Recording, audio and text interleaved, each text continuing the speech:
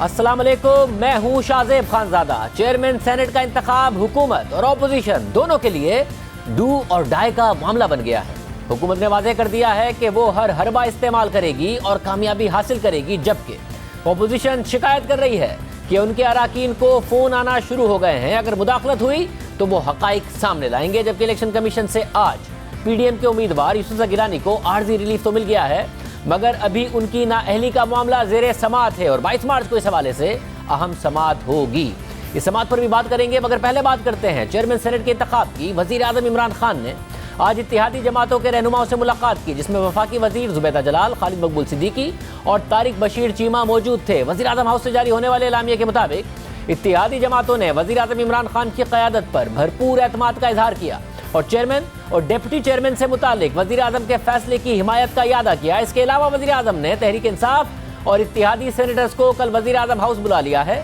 जियो news के ज़राए के मुताबिक वज़ीर आज़म की ज़ेरे सदारत सेनेटर्स के इजलास में मुश्तरका फैसले होंगे और वज़ीर आज़म पार्टी और इत्तेहादी जमातों को डिप्टी चेयरमैन की नामजदगी पर एतमाद मिलेंगे।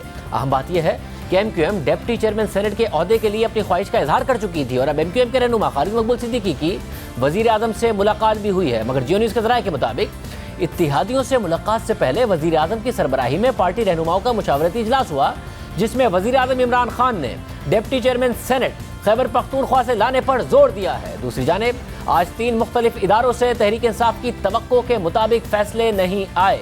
इलेक्शन कमीशन ने तहरीक इंसाफ की यूसुफ रज़ा गिलानी की कामयाबी का नोटिफिकेशन रोकने की दरख्वास्त मुस्तरद कर दी। अलबत्ता यूसुफ रज़ा गिलानी की नाअहली की दरख्वास्त समाअत के लिए मंजूर कर ली और अब इस दरख्वास्त पर समाअत 22 मार्च को होगी। यानी यूसुफ रज़ा गिलानी को उबूरी रिलीफ तो मिल गया है, मगर नाअहली के केस का सामना अब भी उन्हें करना होगा। आज की समाअत में तहरीक इंसाफ की तरफ से फरूख हबीब के वकील अली ज़फ़र और आलिया हमज़ा के वकील आमिर अब्बास पेश हुए। दौरान समाअत अली ज़फ़र ने दलाइल देते हुए कहा कि वीडियो में मौजूद अफराद को फरीक नहीं बनाना चाहते। अली हैदर गिलानी की वीडियो में जमील अहमद और फ़हीम खान मौजूद हैं। इलेक्शन कमीशन के रुकन अल्ताफ़ कुरैशी ने सवाल किया कि ये कैसे साबित करेंगे कि वो दोनों ही हैं वीडियो में। अली ज़फ़र ने जवाब दिया कि उनके बयान हल्फी जमा करवा दिए हैं, जिसमें दोनों ने एतराफ़ किया है। तो इरशाद कैसर ने रिमार्क देते हुए कहा कि हमने कहा था कि तरमीम शुदा दरख्वास्त में जमील अहमद और फ़हीम खान को फरीक बनाया जाए, जिस पर बैरिस्टर अली ज़फ़र ने कहा कि हमने फरीक नहीं बनाया, उनके बयान हल्फी दिए हैं। उन दोनों ने वीडियो में की जाने वाली पेशकश कबूल नहीं की थी और जमील अहमद ने बयान हल्फी में कहा है कि वीडियो उसने बनाई। वीडियो बनाने वाले कमीशन में गवाह बनना चाहते हैं। तो अल्ताफ़ कुरैशी ने सवाल किया कि रिश्वत लेने वाला मुल्जिम होता है या गवाह, जिस पर बैरिस्टर अली ज़फ़र ने जवाब दिया कि वीडियो में मौजूद अराकीन असेंबली हमारी नज़र में मुल्जिम नहीं, अली हैदर गिलानी की पेशकश मुस्तरद की गई थी। हमारा केस रिश्वत की पेशकश करने को साबित करना है। इलेक्शन कमीशन के सिंध के रुकन निसार दुरानी ने सवाल किया कि क्या ये वीडियो एक स्टिंग ऑपरेशन है, जिस पर अली ज़फ़र ने जवाब दिया कि इसे स्टिंग ऑपरेशन नहीं कहा जा सकता। स्टिंग ऑपरेशन मीडिया वाले अपनी कार्रवाई को कहते हैं। इरशाद कैसर ने रिमार्क दिए कि सुप्रीम कोर्ट के साबिका फैसलों की रोशनी में ये वीडियो मुकम्मल सबूत नहीं है।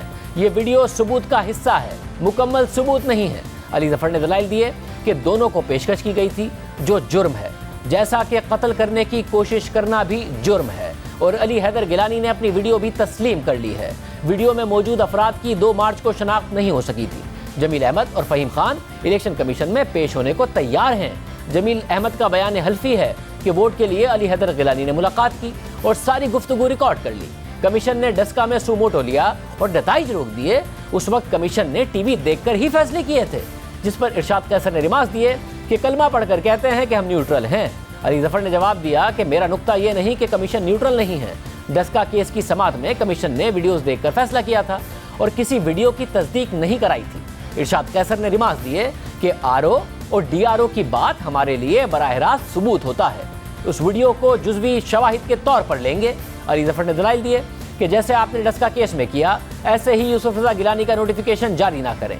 अल्ताफ़ कुरैशी ने रिमार्क दिए कि कानून का तकाजा है कि दूसरे फरीक को सुना जाए। कानून की रोशनी में फैसला करेंगे। जो लोग बिक गए उनके नाम तो हमें दे दें। आज फैसल वाउडा का नोटिफिकेशन रोकने की सदा भी की गई थी। हमारे पास तो बहुत दरख्वास्तें आईं। क्या तमाम सेनेटर्स के नोटिफिकेशन रोक लें, जिसके बाद इलेक्शन कमीशन ने यूसुफ रज़ा गिलानी की कामयाबी का अबूरी नोटिफिकेशन जारी ना करने की इस्तदा मुस्तरद कर दी और वीडियो की बुनियाद पर यूसुफ रज़ा गिलानी की नाअहली की दरख्वास्त पर समाअत 22 मार्च को रख दी है। दिलचस्प बात यह है कि कल तहरीक इंसाफ के वकील अली ज़फ़र ने दलाइल देते हुए कहा था कि ये वीडियो मीडिया पर चली, इसलिए उन्हें लगा कि यह दुरुस्त होगी। आज उन्होंने दलाइल देते हुए कहा कि वीडियो में मौजूद अफराद की 2 मार्च को शनाख्त नहीं हो सकी थी। साथ ही उन्होंने कहा कि इस वीडियो को स्टिंग ऑपरेशन नहीं कहा जा सकता। मगर मोहम्मद असलम खान, जो तहरीक इंसाफ के कराची से रुकने कौमी असम्बली हैं और जिनका इस वीडियो में नाम लिया गया, उन्होंने हमारे प्रोग्राम में यह बात तस्लीम की कि यह एक स्टिंग ऑपरेशन था और यह बात पार्टी के इल्म में थी। आपका नाम भी वीडियो में रहा, क्या ये स्टिंग ऑपरेशन था? ये स्टिंग ऑपरेशन ही था। स्टिंग ऑपरेशन हुआ, अल्हम्दुलिल्लाह वो कामयाब हुआ और उसके बाद वो वीडियो खुद जमील ने जो हमारे MNA हैं उन्होंने बनाई और बना के उसको दिया गया। आप कह रहे हैं कि स्टिंग ऑपरेशन था, तो पार्टी के कहने पर ही स्टिंग ऑपरेशन हुआ होगा? पार्टी को केल में थी ये बात। वज़ीर आज़म ने इस स्टिंग ऑपरेशन को सराहा। यानी वीडियो रिलीज हुई 2 मार्च को और मोहम्मद असलम कह रहे हैं कि ये मामला पार्टी के इल्म में था। यानी 2 मार्च को पार्टी के इल्म में था कि कौन से लोग ये स्टिंग ऑपरेशन करने जा रहे हैं। मगर तहरीक इंसाफ के वकील अली जफर कह रहे हैं कि 2 मार्च को वीडियो में मौजूद अफराद की शनाख्त नहीं हो सकी थी।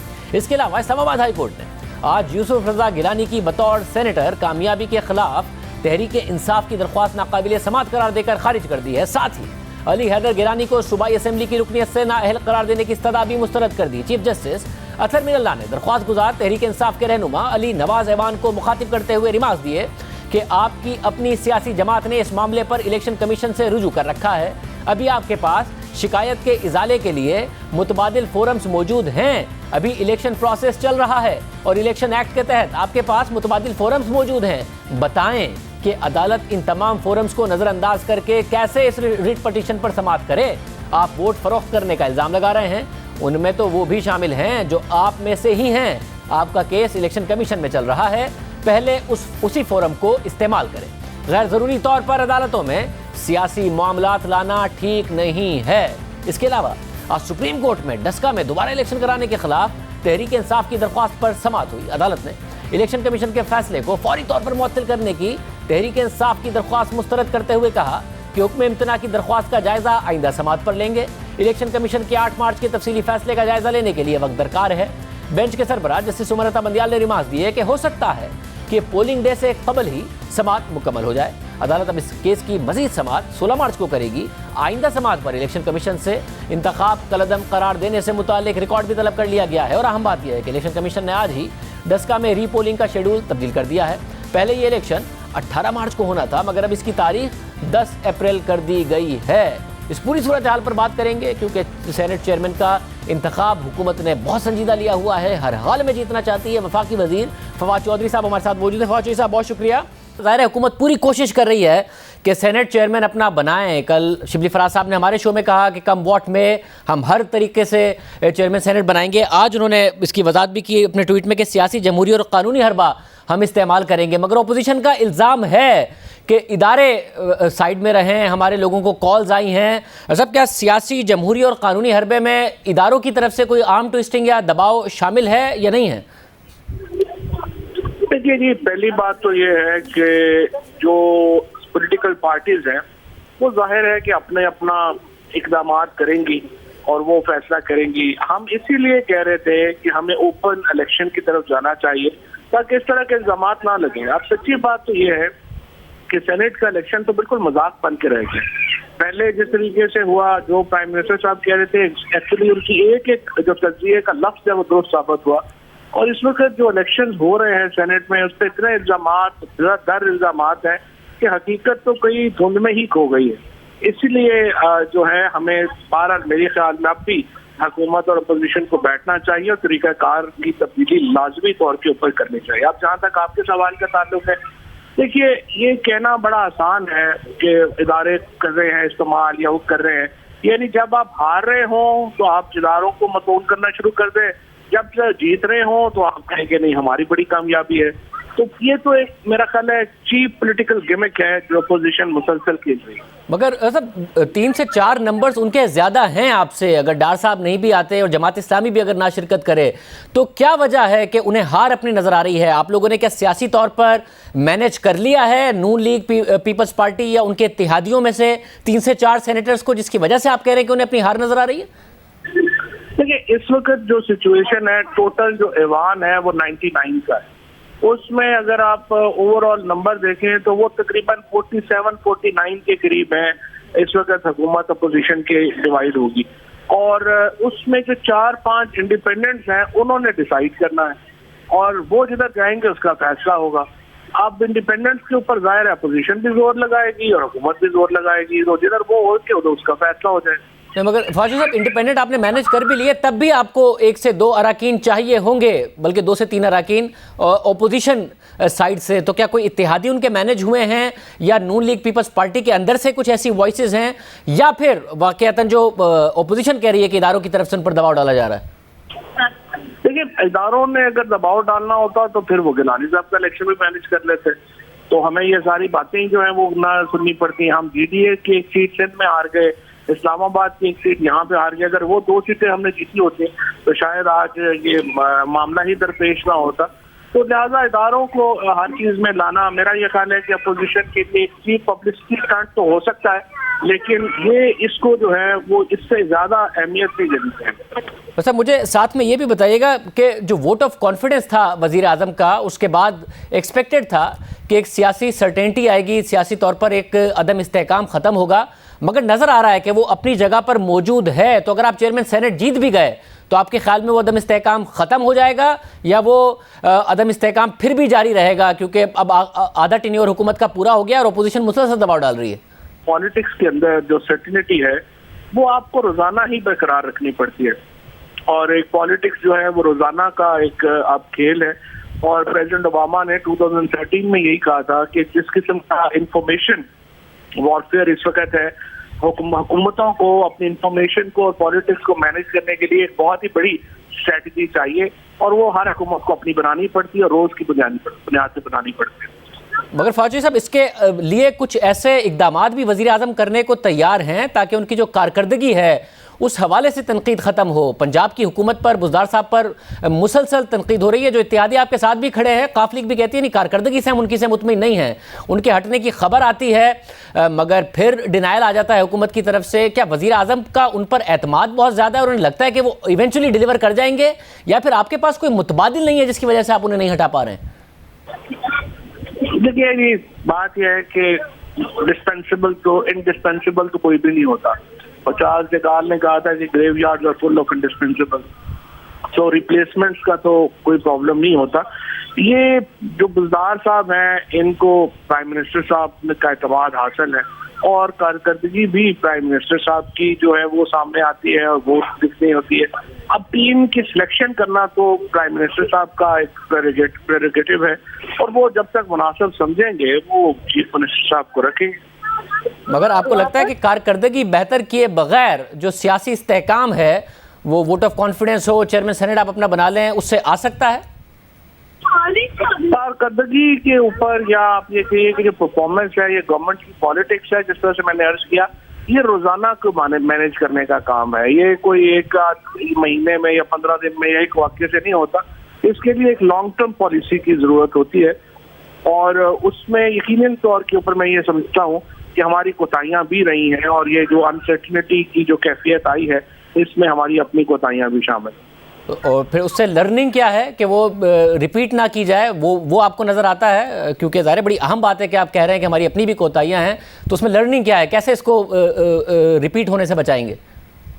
देखिए, रिपीट होने से बचाने के लिए तो आपको, जैसा मैंने अर्ज किया, कि एक लॉन्ग टर्म पॉलिटिकल पॉलिसी। देखिए, पाकिस्तान में अगर हम हर वक्त ये लगे रहे कि हुकूमत की बचाने में, या ये कि जो आज का नो कॉन्फिडेंस आ गया, फलाने दिन आ गया, और अपोजिशन, तो फिर अब सियासी अदम इस्तेहकाम रहेगा। अपोजिशन का इस वक्त इशू ये है कि उसको सियासी अदम इस्तेहकाम बहुत सूट करता है, क्योंकि उनके केसेस चल रहे हैं। अगर सियासी इस्तेहकाम आ जाए तो वो तो सारे जेलों में होंगे 6 महीने में।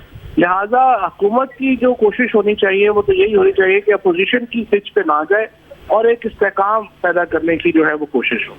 सब मगर ओपोजिशन तो तकरीबन सारी जेल से होकर और ज़मानतों पर रिहा होकर बाहर आ गई है। उन्हें जेल में डालकर भी सियासी इस्तेहकाम तो नहीं आया, उन्हें जेल में डालकर भी ना बुज़दार साहब की कारकर्दगी बेहतर हो सकी, ना महंगाई कंट्रोल हो सकी। अभी लीडर ऑफ द ओपोजिशन तो अभी भी जेल में है। अगर इन सब के खिलाफ ये सबको आप जेल में भी डाल दें तो आपको लगता है बुज़दार साहब की कारकर्दगी बेहतर हो जाएगी या महंगाई कंट्रोल हो जाएगी? नहीं, वो जाहिर है जी, कारकर्दगी का ताल्लुक जेलों में डालने से तो नहीं है, उसकी अपने मेरिट्स हैं, इनका अपना मेरिट्स है। और कारकर्दगी में जो पंजाब गवर्नमेंट की अगर आप समझते हैं, वो तो आपको पता है, मेरा हमेशा एक पॉइंट ऑफ व्यू रहा है कि प्रोविंशियल फ्रेमवर्क्स में बड़ी कोताहियां हैं।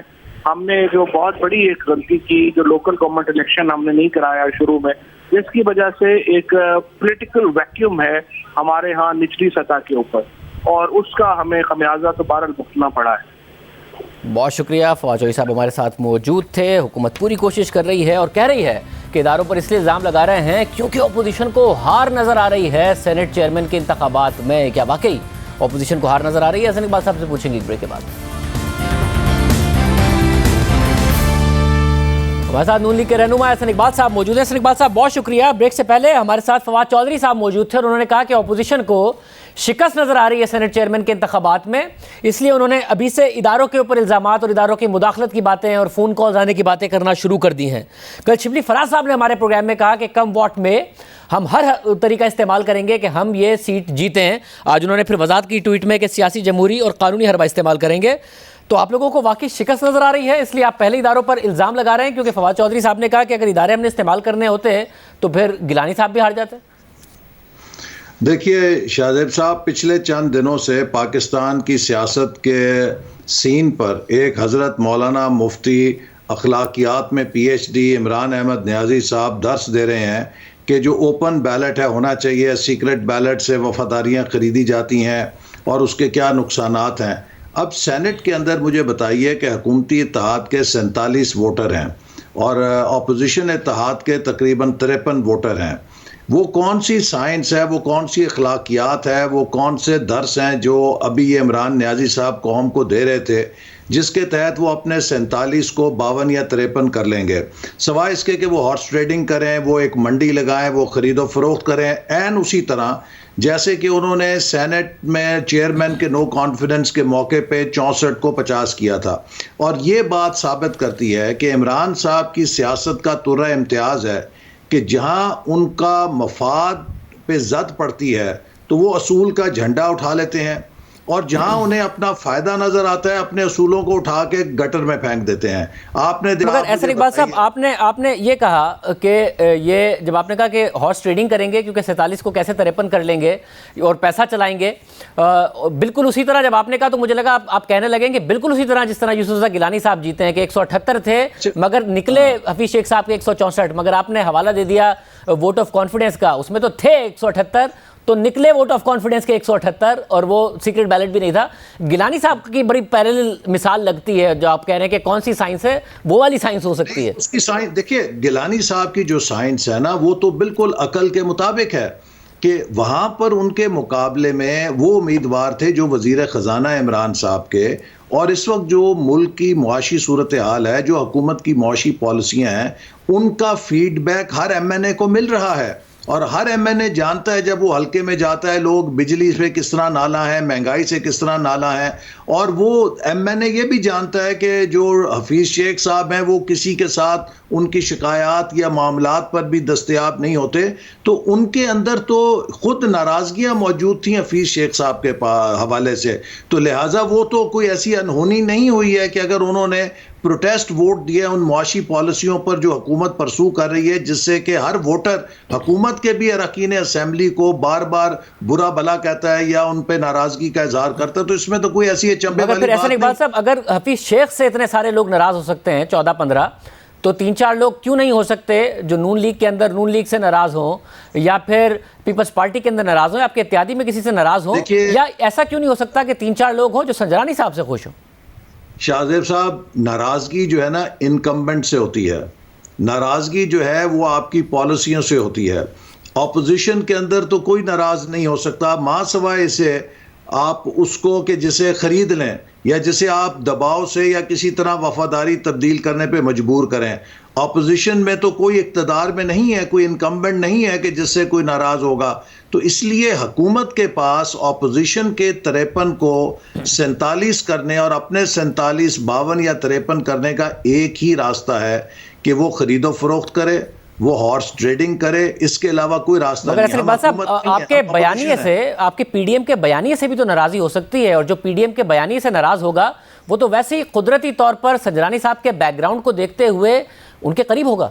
आपने ऑपोजिशन के बयानिए की पजीराई क्या बाई इलेक्शंस के अंदर नहीं देखी? सिंध के अंदर, बलूचिस्तान के अंदर, खैबर पख्तूनख्वा, पंजाब, हर जगह ऑपोजिशन के बयानिए को लोगों ने वोट दिया है, तो वो कौन सा सेनेटर है कि वो उस बयानिए से जुदा होना चाहेगा जिसको अवाम में पजीराई है, और उस बयानिए पे जाना चाहेगा जिसको लोग मुस्तरद कर रहे हैं। वैसे फिर ये बताइए कि आप ये क्यों कह रहे हैं कि जी कॉलें आ रही हैं, अगर इदारे चेयरमैन सेनेट के इंतखाबात में न्यूट्रल ना रहे तो हकाइक सामने लाएंगे। वैसे हकाइक है तो अभी सामने ले आएं, अगर हार गए तो सामने लाएंगे, नहीं हारे तो नहीं लाएंगे। अगर आपको हार दिख रही है और इदारे मुदाखलत कर रहे हैं तो अभी सामने ले आइए, क्योंकि फिर संजरानी साहब के वोट ऑफ नो कॉन्फिडेंस वाला मामला होगा कि बाद में आप कुछ भी बोलते रहें, पानी सर से गुजर गया होगा। देखिए, अगर ऐसी जो भी सूरत हाल है वो उसको हमने रेड फ्लैग तो रेज किया है कि ये मामला नहीं होना चाहिए। और मैं ये बात बताना चाहता हूँ कि देखिए, पाकिस्तान अब जिस नहज पे आ गया है, इस वक्त अगर कोई इस किस्म की मुदाखलत हुई तो जिसने भी ये मुदाखलत की, लोग उनसे बराह रास्त एहतजाज करने पे मजबूर हो जाएंगे। और मैं समझता हूँ कि इदारे जो हैं वो गैर जानिबदार रहेंगे, वो किसी किस्म की मुदाखलत नहीं करेंगे। अगर उनकी तरफ से उसी तर्ज की मुदाखलत हुई जैसे कि इमरान, देखिए वज़ीर दाखिला खुद कह रहे हैं कि सुबह तक हमारे 3 लोग कम थे और वो फिर अचानक कहाँ से आए। इसका मतलब वो किसी के कस्टडी में थे जो हुकूमत को भी नहीं मिल रहे थे। वज़ीर दाखिला इस मुल्क का कह रहा है कि सुबह तक हमारे 3 अरकान शॉट थे, हमें नहीं पता वो किधर गायब थे, फिर अचानक आ गए। तो ये बातें जो है ये मुल्क के निज़ाम के लिए ठीक नहीं है। बहुत शुक्रिया हसन इकबाल साहब की गुफ्तगू आपने सुनी। क्या आज वज़ीर आज़म ने MQM को मना लिया है? खालिद मकबूल सिद्दीकी साहब हमारे साथ मौजूद होंगे एक ब्रेक के बाद।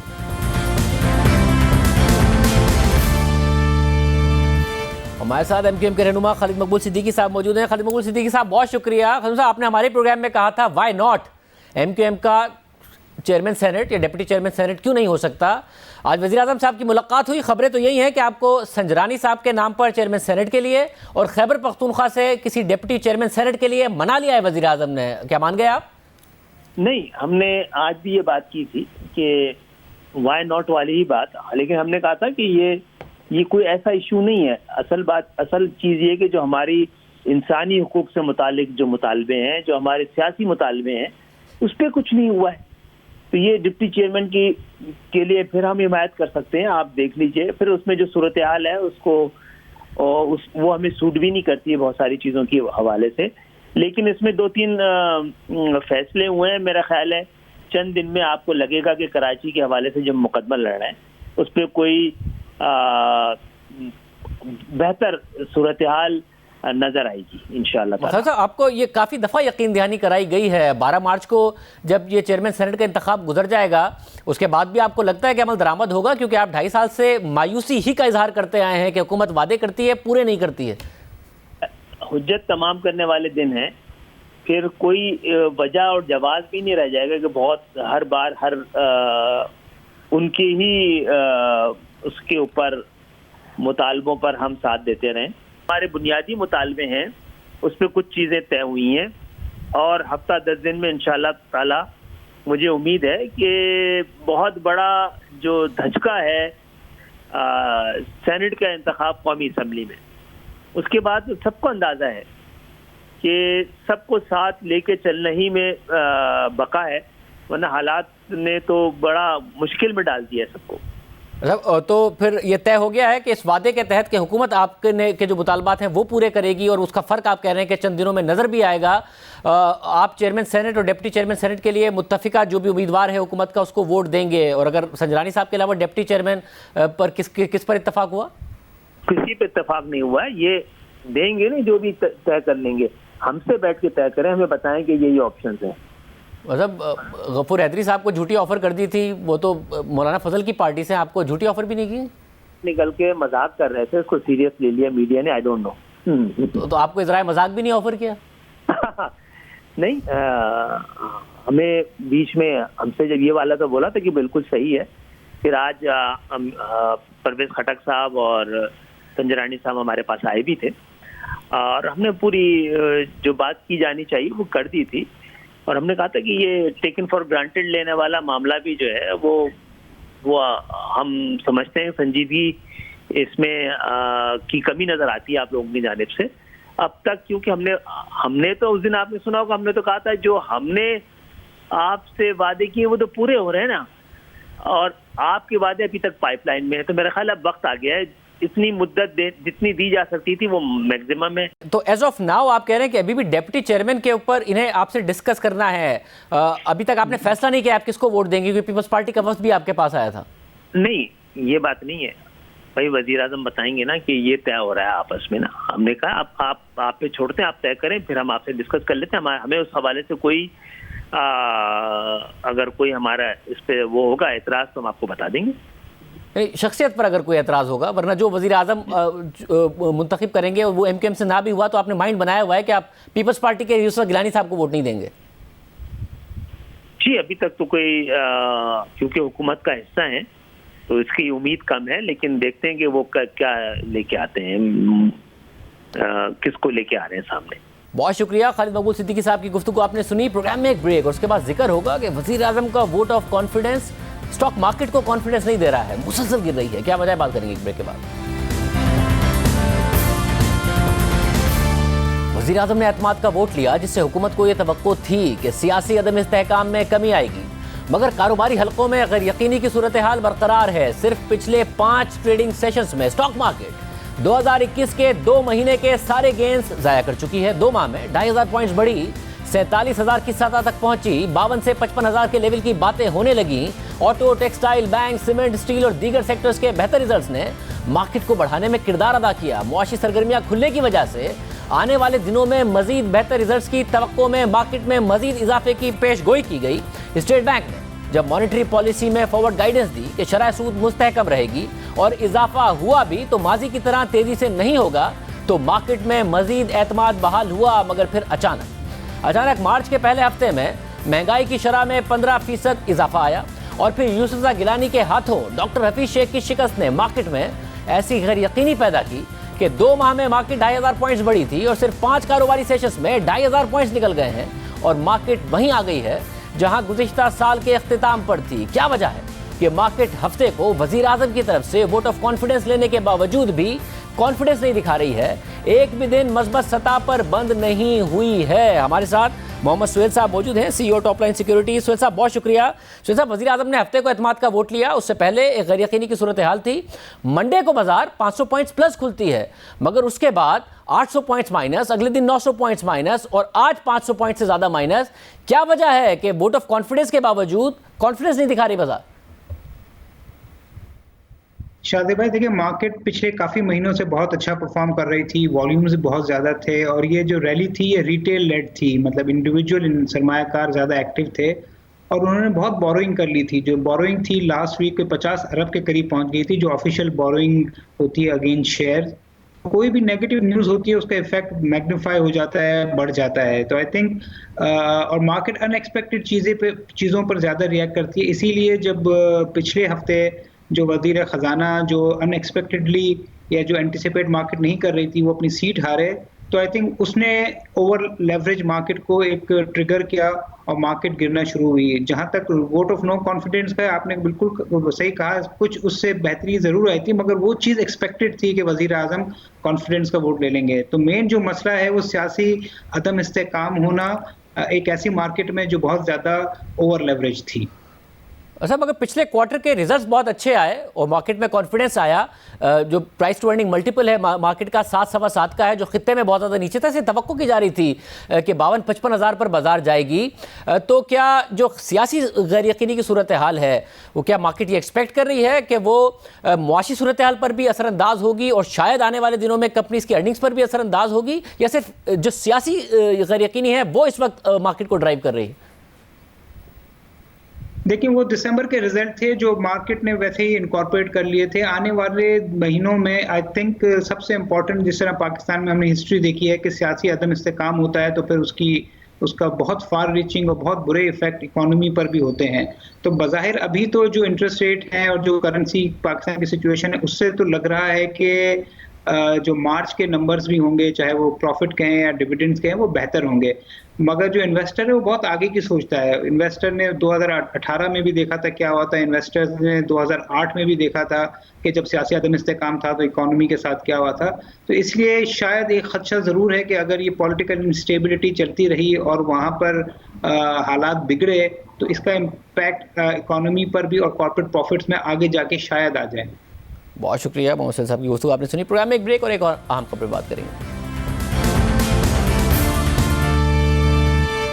एनसीओसी ने मुल्क में कोरोना केसेस बढ़ने पर स्कूल्स बंद करने समेत कई पाबंदियां दोबारा नाफिज कर दी हैं। एनसीओसी के आज के इजलास में मुल्क भर में शाम 6 बजे तफरीही पार्क बंद करने का फैसला किया गया है, जबकि सिनेमा हॉल्स को 15 मार्च से खोलने का फैसला वापस ले लिया गया है और होटलों के अंदर खाने पर भी पाबंदी आयद होगी, जबकि शादियों और दीगर इंडोर तकरीबात के अलावा मज़ारात को भी खोलने का फैसला वापस ले लिया गया है। इसके अलावा तमाम तिजारती सरगर्मियों पर रात 10 बजे की हद फौरी नाफिज कर दी गई है, जबकि बैरूनी इज्तिमात SOPs के साथ ज़्यादा से ज़्यादा 300 अफराद तक महदूद रहेंगे। इन तमाम फैसलों पर 12 अप्रैल को नज़रसानी की जाएगी। इजलास के बाद वफाकी वज़ीर तालीम शफकत महमूद ने कहा कि सिंध बलोचिस्तान और गिलगित बल्तिस्तान में हालात ठीक हैं। वहाँ के लिए फैसला किया गया है कि 50% बच्चे रोज़ स्कूल आएंगे। पंजाब, खैबर पख्तूनख्वा और आज़ाद कश्मीर में कुछ मसाइल नजर आए हैं, इसलिए फैसलाबाद, गुजरांवाला, लाहौर, गुजरात, मुल्तान, इस्लामाबाद, रावलपिंडी और सियालकोट में 15 मार्च से तालीमी इदारे 2 हफ्तों के लिए बंद होंगे। जिन इदारों में इम्तिहानात हो रहे हैं वो जारी रहेंगे। कोरोना फैल रहा है, मास्क पहनिए, एहतियात कीजिए, कोरोना फैलने से रोकिए। याद दीजिए, अल्लाह हाफ़िज़।